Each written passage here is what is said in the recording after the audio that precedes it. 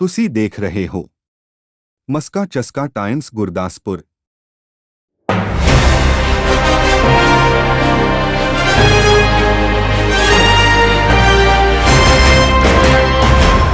जथेदार गुरतेज सिंह धानगढ़ सूबा प्रधान साबका सैनिक एक्शन ग्रुप रजिस्टर्ड पंजाब।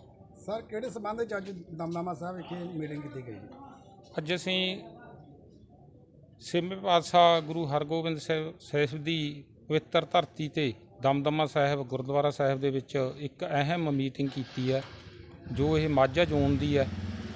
ਇਹ ਸਾਡੇ ਸੂਬੇਦਾਰ ਹਰਭਜਨ ਸਿੰਘ ਸਾਹਿਬ ਦੀ ਅਗਵਾਈ ਦੇ ਵਿੱਚ ਹੋਈ ਹੈ। ਹੋਰ ਸਾਰੇ ਜਿੰਨੇ ਵੀ ਇੱਥੇ ਸਹਿਯੋਗੀ ਸੱਜਣ ਨੇ, ਕਈ ਜ਼ਿਲ੍ਹਿਆਂ ਤੋਂ ਸੰਗਤ ਆਈ ਹੈ ਔਰ ਸਾਡਾ ਮੇਨ ਮਕਸਦ ਹੈ ਕਿਉਂਕਿ ਹਰ ਚੋਣਾਂ ਦੇ ਵਿੱਚ ਵਾਅਦੇ ਹੁੰਦੇ ਨੇ ਔਰ ਵਾਅਦਾ ਖਿਲਾਫੀ ਹੁੰਦੀ ਹੈ। ਉਹਦੇ ਸੰਬੰਧ ਦੇ ਵਿੱਚ ਅਸੀਂ ਇਹ ਇੱਥੇ ਮੀਟਿੰਗ ਸਾਬਕਾ ਸੈਨਿਕਾਂ ਦੀ ਬੁਲਾਈ ਸੀ। ਸਾਬਕਾ ਸੈਨਿਕਾਂ ਦੀ ਜਿਹੜੀ ਵੱਡੀ ਗਿਣਤੀ ਹੈ ਪੰਜਾਬ ਦੇ ਵਿੱਚ ਔਰ ਜ਼ਿਆਦਾਤਰ ਇਹਨਾਂ ਦੇ ਵਿੱਚ ਬੇਰੁਜ਼ਗਾਰੀ ਫੈਲੀ ਹੋਈ ਹੈ। ਵਨ ਰੈਂਕ ਵਨ ਪੈਨਸ਼ਨ ਸਾਡਾ ਅਧੂਰਾ ਪਿਆ। ਡੀਏ ਸਾਨੂੰ 28% ਪਹਿਲਾਂ ਮਿਲ ਗਿਆ, 3% ਹੁਣ ਸਰਕਾਰ ਨੇ ਸੈਂਟਰ ਨੇ ਐਲਾਨ ਕੀਤਾ 31% ਹੋ ਜਾਊਗਾ। ਪਰ ਅਸੀਂ ਮੰਗ ਕਰਦੇ ਹਾਂ ਸੈਂਟਰ ਸਰਕਾਰ ਤੋਂ ਉਹਦਾ ਜਿਹੜਾ ਬਕਾਇਆ ਸਾਨੂੰ ਉਹ ਦਿੱਤਾ ਜਾਵੇ। ਆਹ ਦੀਵਾਲੀ ਦੇ ਦਿਨਾਂ ਦੇ ਵਿੱਚ ਤੋਹਫਾ ਹੁਣੀ ਐਲਾਨ ਕੀਤਾ ਜਾਵੇ, ਚਾਹੇ ਮਿਲ ਸਾਨੂੰ ਦੇਰੀ ਨਾਲ ਜਾਵੇ। ਜਿੰਨਾ ਵੀ ਸਾਡਾ ਬਕਾਇਆ 1.5 ਸਾਲ ਦਾ ਬਣਦਾ ਉਹ ਸਰਕਾਰ ਸਾਨੂੰ ਦੇਵੇ। ਔਰ ਉਸ ਤੋਂ ਬਾਅਦ ਜਿਹੜਾ ਵਨ ਰੈਂਕ ਵਨ ਪੈਨਸ਼ਨ ਸਾਡੀ ਸੈਂਟਰ ਦੀ ਸਰਕਾਰ ਮੋਦੀ ਸਾਹਿਬ ਦੀ ਨੇ ਲਾਗੂ ਕੀਤੀ ਸੀ 14 ਦੇ ਵਿੱਚ, ਅਸੀਂ ਧੰਨਵਾਦ ਕਰਦੇ ਹਾਂ ਜਿੰਨਾ ਕੁ ਸਾਨੂੰ ਕੁਛ ਮਿਲਿਆ। ਪਰ ਉਹਨਾਂ ਨੇ ਕੁਛ ਸਾਡੇ ਨਾਲ ਵਾਅਦੇ ਕੀਤੇ ਸੀ ਵੀ 5 ਸਾਲਾਂ ਦੇ ਵਿੱਚ ਜਿਹੜੀ ਪੈਨਸ਼ਨ ਹੈ ਤੁਹਾਡੀ ਦੁਬਾਰਾ ਬਰਾਬਰ ਕਰ ਦਿਆਂਗੇ, ਰਿਵਿਊ ਕਰ ਦਿਆਂਗੇ। ਅਸੀਂ ਹੁਣ ਇੱਥੇ ਤਕਰੀਬਨ ਖੜ੍ਹਾ ਕੇ ਲੈਬ ਸਾਡੇ ਫੌਜੀਆਂ ਤੋਂ ਪੁੱਛਿਆ, ਜਿਹੜੇ ਅੱਜ ਆਏ ਨੇ ਉਹਨਾਂ ਦੀ ਜਿਹੜੀ ਪੈਨਸ਼ਨ ਹੈ ਉਹ ਤਕਰੀਬਨ 28-29 ਹਜ਼ਾਰ ਹੈ ਔਰ ਜਿਹੜੇ 16-17 ਸਾਲ ਦੇ ਨੇ ਉਹਨਾਂ ਦੀ 24 ਹਜ਼ਾਰ ਹੈ। ਇਹ ਵਕਫੇ ਨੂੰ ਪੂਰਾ ਕੀਤਾ ਜਾਵੇ ਕਿਉਂਕਿ ਇਹ ਵੀ ਇੱਕ ਸਾਡੇ 'ਚ ਬੇਰੁਜ਼ਗਾਰੀ ਹੈ।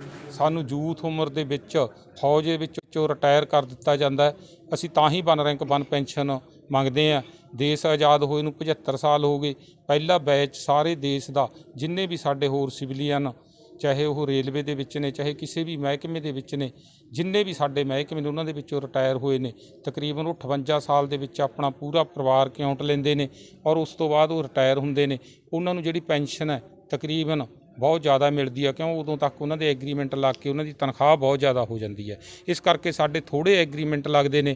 ਇੱਕ ਜਵਾਨ ਹੈ ਜਿਹੜਾ ਸਾਡਾ 17 ਸਾਲ ਦੇ ਵਿੱਚ ਰਿਟਾਇਰ ਹੁੰਦਾ, ਹੌਲਦਾਰ ਸਾਡਾ 24 ਸਾਲ ਦੇ ਵਿੱਚ ਰਿਟਾਇਰ ਹੁੰਦਾ, ਸੂਬੇਦਾਰ ਸਾਡਾ 28 ਸਾਲ ਦੇ ਵਿੱਚ ਰਿਟਾਇਰ ਹੁੰਦਾ, ਕੋਈ ਕਰਮਾਂ ਨਾਲ ਇੱਕ ਅੱਧਾ ਸਾਡਾ ਸੂਬੇਦਾਰ ਮੇਜਰ ਬਣਦਾ ਉਹ 32 ਸਾਲ ਦੇ ਵਿੱਚ ਰਿਟਾਇਰ ਹੁੰਦਾ। ਤਕਰੀਬਨ ਸਾਰੇ ਹੀ 45 ਸਾਲ ਦੀ 35 ਸਾਲ ਤੋਂ 45 ਸਾਲ ਦੀ ਉਮਰ ਦੇ ਵਿੱਚ ਰਿਟਾਇਰ ਹੋ ਜਾਂਦੇ ਨੇ। ਸਾਨੂੰ ਆ ਕੇ ਰੁਜ਼ਗਾਰ ਨਹੀਂ ਮਿਲਦਾ ਕੋਈ, ਜਾਂ ਤਾਂ ਸਾਡਾ ਰੁਜ਼ਗਾਰ ਦਾ ਕੋਈ ਸਰਕਾਰ ਢੁਕਵਾਂ ਬੰਦੋਬਸਤ ਕਰੇ, ਨਹੀਂ ਫਿਰ ਜਿਹੜਾ ਸਾਡਾ ਕੋਈ ਮਤਲਬ ਜਿੰਨੇ ਸਾਡੇ ਇਹ ਸਰਕਾਰ ਨੇ ਮਨਜ਼ੂਰ ਕੀਤੇ ਹੋਏ ਨੇ, ਚਾਹੇ ਸਾਡਾ ਸੁਪਰੀਮ ਕੋਰਟ ਦੇ ਵਿੱਚ ਕੇਸ ਚੱਲਦੇ ਨੇ, ਸਾਨੂੰ ਕਿਉਂ ਕੇਸ ਲੜਨੇ ਪੈਂਦੇ ਨੇ, ਕਿਉਂ ਸਾਨੂੰ ਸੜਕਾਂ 'ਤੇ ਆਉਣਾ ਪੈਂਦਾ? ਕਿਉਂਕਿ ਅਸੀਂ ਦੇਸ਼ ਦੇ ਬਾਰਡਰਾਂ 'ਤੇ ਦੇਸ਼ ਦੀ ਰਾਖੀ ਕੀਤੀ ਹੈ, ਦੇਸ਼ ਦੀ ਸੁਰੱਖਿਆ ਕੀਤੀ ਹੈ, ਅਸੀਂ ਇਮਾਨਦਾਰੀ ਦਿਖਾਈ ਹੈ, ਅਸੀਂ ਕੀਮਤੀ ਸਮਾਂ ਦੇਸ਼ ਨੂੰ ਦਿੱਤਾ ਹੈ, ਅਸੀਂ ਆਪਦੇ ਬੱਚੇ ਰੋਲੇ ਨੇ, ਸਾਡੇ ਪੜ੍ਹਾਈਆਂ ਤੋਂ ਬੱਚੇ ਮਤਲਬ ਸੱਖਣੇ ਰਹਿ ਗਏ ਨੇ, ਹੋਰ ਮਹਿਕਮਿਆਂ ਦੇ ਵਿੱਚ ਆਪਦੇ ਬੱਚਿਆਂ ਨੂੰ ਤਰੱਕੀ ਕਰਾ ਲੈਂਦੇ ਨੇ। ਇੱਕ ਫੌਜੀ ਆਦਮੀ ਆਪਣੇ ਬੱਚਿਆਂ ਨੂੰ ਤਰੱਕੀ ਨਹੀਂ ਕਰਾ ਸਕਦਾ, ਪੂਰੀ ਸਰਵਿਸ ਦੇ ਵਿੱਚ ਮਕਾਨ ਨਹੀਂ ਬਣਾ ਸਕਦਾ।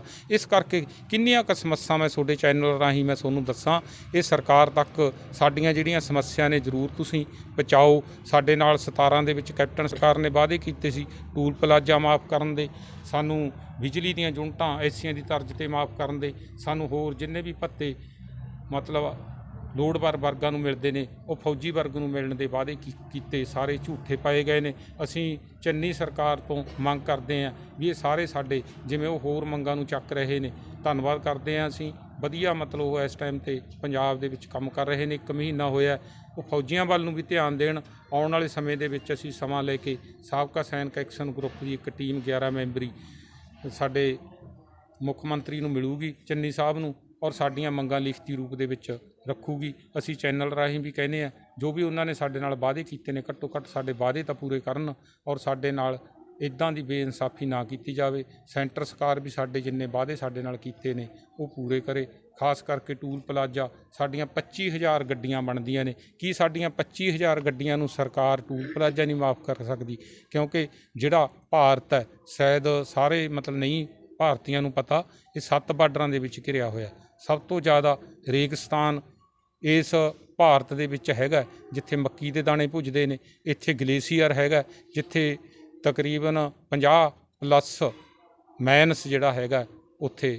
ਔਰ ਇੱਥੇ ਮਤਲਬ ਦਲਦਲ ਦਾ ਏਰੀਆ ਹੈਗਾ ਕੱਸਭੁਜ, ਜਿੱਥੇ ਤਕਰੀਬਨ ਬੰਦਾ ਦਲਦਲ ਦੇ ਵਿੱਚ ਫਸ ਜਾਂਦਾ ਹੈ। ਨੂਣ ਦੀ ਪੂਰੀ ਧਰਤੀ ਹੈ। ਔਰ ਉਸ ਤੋਂ ਬਾਅਦ ਨਾਗਾਲੈਂਡ, ਮਨੀਪੁਰ ਦੇ ਵਿੱਚ ਟਾਈਗਰ ਜੋਕਾਂ ਨੇਗੀਆਂ, ਜਿਹੜੀਆਂ ਇੱਕ ਵਾਰੀ ਲੱਗ ਜਾਂਦੀਆਂ ਨੇ ਉਹ ਖੂਨ ਚੂਸ ਲੈਂਦੀਆਂ ਨੇ। ਇੱਦਾਂ ਦੇ ਜ਼ਹਿਰੀਲੇ ਜੰਗਲ ਨੇ, ਜਦੋਂ ਉਹਨਾਂ ਦੀ ਕੋਈ ਜੜੀ ਬੂਟੀ ਲੱਗ ਜਾਂਦੀ ਹੈ ਤਕਰੀਬਨ ਬੰਦਾ ਤੜਫਦਾ ਰਹਿੰਦਾ ਹੈ, ਦਵਾਈਆਂ ਨਾਲ ਵੀ ਨਹੀਂ ਠੀਕ ਹੁੰਦਾ। ਜੇਕਰ ਅਸੀਂ ਦੇਸ਼ ਵਾਸਤੇ ਐਡੀਆਂ ਵੱਡੀਆਂ ਕੁਰਬਾਨੀਆਂ, ਐਡੀਆਂ ਵੱਡੀਆਂ ਸ਼ਹਾਦਤਾਂ, ਐਡੀਆਂ ਵੱਡੀਆਂ ਬਾਰਡਰਾਂ ਦੀਆਂ ਰਾਖੀਆਂ, ਜਾਂ ਅਸੀਂ ਹਰ ਦਿਨ ਸ਼ਹੀਦੀ ਪਾ ਰਹੇ ਹਾਂ, ਸਾਡੇ ਸ਼ਹੀਦਾਂ ਦੇ ਉੱਤੇ ਇੱਕ ਵਾਰੀ ਤਿਰੰਗਾ ਝੰਡਾ ਪਾ ਕੇ ਮਾਨ ਸਨਮਾਨ ਤਾਂ ਜ਼ਰੂਰ ਮਿਲਦਾ, ਪਰ ਜਿਹੜਾ ਅੱਗੇ ਪਰਿਵਾਰ ਉਹਨਾਂ ਦਾ ਮਤਲਬ ਹੱਕੀ ਮੰਗਾਂ ਲਈ ਫਿਰ ਉਹਨੂੰ ਗਰਾਊਂਡ 'ਤੇ ਆਉਣਾ ਪੈਂਦਾ। ਇਹ ਨਾ ਆਉਣਾ ਪਵੇ। ਜਿਹੜਾ ਵੀ ਕੋਈ ਸਰਕਾਰਾਂ ਐਲਾਨ ਕਰਦੀਆਂ ਨੇ ਉਸੇ ਟਾਈਮ ਉਹਨਾਂ ਦੇ ਅਕਾਊਂਟਾਂ ਦੇ ਵਿੱਚ ਪਾਇਆ ਜਾਵੇ। ਅਸੀਂ ਇਸ ਚੀਜ਼ ਤੋਂ ਵੀ ਵਾਂਝੇ ਹਾਂ। ਅਸੀਂ ਫਿਰ ਸਰਕਾਰੀ ਦਰਬਾਰੇ ਗੇੜੇ ਕੱਢਦੇ ਹਾਂ। ਇੱਕ ਆਪਦਾ ਪੁੱਤ ਮਾਂ ਗਵਾਉਂਦੀ ਹੈ, ਇੱਕ ਪਤਨੀ ਆਪਣਾ ਸੁਹਾਗ ਗਵਾਉਂਦੀ ਹੈ, ਇੱਕ ਭੈਣ ਆਪਣਾ ਭਰਾ ਗਵਾਉਂਦੀ ਹੈ। ਫਿਰ ਉਦੋਂ ਬਾਅਦ ਵੀ ਉਹ ਸੜਕਾਂ 'ਤੇ ਲੈ ਕੇ ਆਪਣੇ ਹੱਕ ਮੰਗੇ। ਜਿਸ ਦੇਸ਼ ਦੇ ਸੈਨਿਕ ਸੜਕਾਂ 'ਤੇ ਨੇ, ਜਿਸ ਦੇਸ਼ ਦੇ ਟੀਚਰ ਸੜਕਾਂ 'ਤੇ ਨੇ, ਜਿਸ ਦੇਸ਼ ਦੇ ਸਫਾਈ ਸੇਵਕ ਸੜਕਾਂ 'ਤੇ ਨੇ, ਜਿਸ ਦੇਸ਼ ਦੇ 75 ਸਾਲਾਂ ਦੇ ਵਿੱਚ ਇੱਦਾਂ ਦਾ ਜਲੂਸ ਨਿਕਲਿਆ ਪਿਆ, ਹਰ ਮੁਲਾਜ਼ਮ ਸੜਕਾਂ 'ਤੇ ਹੈ। ਤਕਰੀਬਨ ਪਿੱਛੇ ਅਸੀਂ ਦੇਖਿਆ ਜਿੰਨਾ ਚਿਰ ਕੈਪਟਨ ਦੀ ਸਰਕਾਰ ਰਹੀ ਹੈ, ਬਾਗਾਂ ਅਤੇ ਨਵਾਬਾਂ ਦਾ ਸ਼ਹਿਰ ਇਹ ਜਿਹੜਾ ਤਕਰੀਬਨ ਆਪਣੇ ਧਰਨਿਆਂ ਦਾ ਸ਼ਹਿਰ ਬਣ ਕੇ ਰਹਿ ਗਿਆ ਸੀ, ਹੁਣ ਉਹੀ ਹਾਲ ਹੈ ਜਿਹੜਾ ਚੰਨੀ ਦੇ ਸ਼ਹਿਰ ਦਾ ਬਣਦਾ ਜਾ ਰਿਹਾ। ਉਹ ਇਕੱਲੇ ਵਾਅਦੇ ਨਾ ਕਰਨ, ਸਾਰੇ ਵਾਅਦੇ ਪੂਰੇ ਕਰਨ। ਇਹ ਮੇਰੀਆਂ ਬੇਨਤੀਆਂ ਨੇ ਸਰਕਾਰ ਤੋਂ, ਸਾਡੀਆਂ ਮੰਗਾਂ ਨੇ। ਸਾਬਕਾ ਸੈਨਿਕ ਐਕਸ਼ਨ ਗਰੁੱਪ ਵੱਲੋਂ ਜਿੰਨੇ ਸਾਡੇ ਸਾਥੀ ਆਏ ਨੇ, ਪ੍ਰੈਸ ਵਾਲਿਆਂ ਦਾ, ਸਾਡੇ ਸਾਥੀਆਂ ਵੱਲੋਂ, ਸਾਬਕਾ ਸੈਨਿਕ ਐਕਸ਼ਨ ਗਰੁੱਪ ਵੱਲੋਂ ਬਹੁਤ ਬਹੁਤ ਧੰਨਵਾਦ। ਤੁਸੀਂ ਸਾਡੀ ਆਵਾਜ਼ ਨੂੰ ਲੈ ਕੇ ਜਾਓ। ਪਹਿਲੀ ਵਾਰੀ ਸਾਡੀ ਜਿਹੜੀ ਹੈ ਮਾਝਾ ਜ਼ੋਨ ਦੇ ਵਿੱਚ ਮੀਟਿੰਗ ਹੋਈ ਹੈ, ਇੱਥੋਂ ਦੀ ਪ੍ਰੈਸ ਸਾਡੀ ਪੂਰੀ ਮੀਟਿੰਗ ਨੂੰ ਚੱਕੇ, ਕਿਉਂਕਿ ਇੱਕ ਸਾਬਕਾ ਸੈਨਿਕ ਦੇਸ਼ ਦਾ ਰੱਖ ਹੈ। ਅਸੀਂ ਕੁਛ ਦੇ ਤਾਂ ਨਹੀਂ ਸਕਦੇ, ਕੁਛ ਤੁਸੀਂ ਸਾਨੂੰ ਜ਼ਰੂਰ ਤੋਹਫਾ ਦਿਵਾਓ। ਅਸੀਂ ਤੁਹਾਡਾ ਧੰਨਵਾਦ। ਆਪਣਾ ਨਾਮ ਦੱਸ ਦਿਓ। ਮੇਰਾ ਨਾਮ ਸਰਦਾਰ ਜਸਪਾਲ ਸਿੰਘ ਗਿੱਲ, ਪਿੰਡ ਲਾਂਡਰਾ ਤੇ ਜ਼ਿਲ੍ਹਾ ਮੋਹਾਲੀ। ਤੇ ਜਿਹੜੀ ਅੱਜ ਮੀਟਿੰਗ ਗਈ ਆ ਉਹਨਾਂ ਵਿੱਚ ਜਿਹੜੇ ਕਿਸਾਨਾਂ ਦੇ ਬਾਰੇ ਤੁਸੀਂ ਕੀ ਕਹਿਣਾ ਚਾਹੁੰਦੇ ਜੀ? ਕਿਸਾਨਾਂ ਬਾਰੇ ਅਸੀਂ ਪਿਛਲੇ 15 ਸਤੰਬਰ ਤੋਂ ਪਹਿਲਾਂ ਬੈਠੇ ਸੀ ਅਸੀਂ ਰੇਲਾਂ ਦੀਆਂ ਪਟੜੀਆਂ 'ਤੇ, ਫਿਰ ਅਸੀਂ ਬੈਠੇ ਹਾਂ ਟੂਲ ਪਲਾਜ਼ਿਆਂ 'ਤੇ, ਫਿਰ ਅਸੀਂ ਹੁਣ ਚਲੇ ਗਏ 11 ਮਹੀਨਿਆਂ ਤੋਂ ਦਿੱਲੀ ਦੇ ਬਾਰਡਰਾਂ 'ਤੇ ਅਸੀਂ ਬੈਠੇ ਹਾਂ। ਸਾਡੇ ਤਕਰੀਬਨ 700 ਦੇ ਕਰੀਬ ਜਿਹੜੇ ਸਾਡੇ ਵੀਰ ਨੇ, ਸਾਡੀਆਂ ਭੈਣਾਂ ਨੇ, ਉਹ ਸ਼ਹੀਦੀਆਂ ਪਾ ਚੁੱਕੇ ਆ, ਪਰ ਸਰਕਾਰ ਦੇ ਕੰਨ 'ਤੇ ਕੋਈ ਜੂੰ ਨਹੀਂ ਸਰਕਦੀ। ਇੱਕ ਪਾਸੇ ਇਹ ਵੀ ਕਹਿੰਦੇ ਆ ਕਿ ਸਰਕਾਰ ਦੇ, ਮੈਂ ਵੀ ਕਹਿੰਦਾ ਕਿ ਸਰਕਾਰ ਦੇ ਕੰਨ 'ਤੇ ਜੂੰ ਨਹੀਂ ਸਰਕਦੀ, ਪਰ ਨਹੀਂ, ਅਸੀਂ ਸਰਕਾਰ ਨੂੰ 98% ਦੱਬੀ ਬੈਠੇ ਹਾਂ। ਸਰਕਾਰ 2% 'ਤੇ ਅੜੀ ਵੀ ਹੈ। ਸਰਕਾਰ ਕਹਿੰਦੀ ਅਸੀਂ ਨਹੀਂ ਤੁਹਾਡੇ ਕਾਲੇ ਕਾਨੂੰਨ ਜਿਹੜੇ ਵਾਪਸ ਕਰਨੇ, ਪਰ ਸਰਕਾਰ ਨੂੰ ਇਹ ਵੀ ਦਿਸਦਾ ਹੈ ਕਿ ਸਾਨੂੰ ਕਰਨੇ ਪੈਣੇ ਨੇ ਵਾਪਸ। ਮੈਂ ਤੁਹਾਨੂੰ 1-2 ਮਿਸਾਲਾਂ ਦਿੰਦਾ। ਇੱਕ ਹਰਿਆਣੇ 'ਚ ਜਿਵੇਂ ਕਿ ਵੀਰਾਂ ਦੇ ਸਾਡੇ ਕਿਸਾਨਾਂ 'ਤੇ ਲਾਠੀ ਚਾਰਜ ਕੀਤਾ ਸੀ ਖੱਟੜ ਸਰਕਾਰ ਨੇ, ਉੱਥੇ ਸਰਕਾਰ ਨੇ ਖੱਟੜ ਜਦੋਂ ਲਾਠੀ ਚਾਰਜ ਕੀਤਾ ਤਾਂ ਉਹਨਾਂ ਨੇ ਕਿਹਾ ਕਿ ਅਸੀਂ ਤੁਹਾਨੂੰ ਦੁਬਾਰਾ ਉਹਨਾਂ ਦੇ ਮੰਗਾਂ ਨਹੀਂ ਮੰਨਣ ਦੇਵਾਂਗੇ। ਪਰ ਸਰਕਾਰ ਨਾਲ ਜਦੋਂ ਅੜੀ ਹੋਈ ਇੱਕ ਸ਼ਹੀਦ ਵੀ ਹੋ ਗਿਆ। ਸਰਕਾਰ ਨੇ ਨੀਵਾਂ ਦੇਖ ਕੇ ਕਹਿੰਦੀ 144 ਲਾਤਾ ਜੀ, ਤੁਹਾਨੂੰ ਇੱਥੇ ਇਕੱਠੇ ਨਹੀਂ ਹੋਣ ਦੇਣਾ। ਅਸੀਂ ਉੱਥੇ ਇਕੱਠੇ ਹੋਏ, ਲੱਖਾਂ ਦੀ ਤਾਦਾਦ 'ਚ ਇਕੱਠੇ ਹੋ ਗਏ। ਜਦੋਂ DC ਦਫ਼ਤਰ ਘੇਰਿਆ ਤਾਂ ਖੱਟਰ ਸਰਕਾਰ ਨੇ ਇੱਕ ਤਾਂ ਉਸ ਬੰਦੇ ਨੂੰ 45 ਲੱਖ ਰੁਪਈਆ ਦਿੱਤਾ,